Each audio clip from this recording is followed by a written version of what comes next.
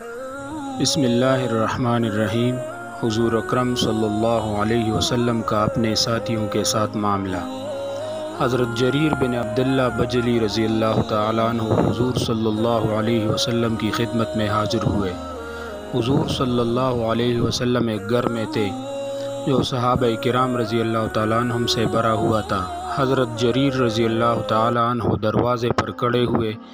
انہیں دیکھ کر حضور صلی اللہ علیہ وسلم نے دائیں بائیں جانب دیکھا، آپ کو بیٹھنے کی جگہ نظر نہ آئی۔ حضور صلی اللہ علیہ وسلم نے اپنی چادر اٹھائی اور اسے لپیٹ کر حضرت جریر رضی اللہ تعالیٰ عنہ کی طرف پھینک دیا اور فرمایا اس پر بیٹھ جاؤ۔ حضرت جریر رضی اللہ تعالیٰ عنہ نے چادر لے کر اپنے سینے سے لگا لی اور اسے چوم کر حضور صلی اللہ علیہ وسلم کی خدمت میں واپس کر دیا اور عرض کیا، یا رسول اللہ آپ کا ایسا اکرام فرمائے جیسے آپ نے میرا اکرام فرمایا۔ حضور صلی اللہ علیہ وسلم نے فرمایا، جب تمہارے پاس کسی قوم کا قابل احترام آدمی آئے تو تم اس کا اکرام کرو۔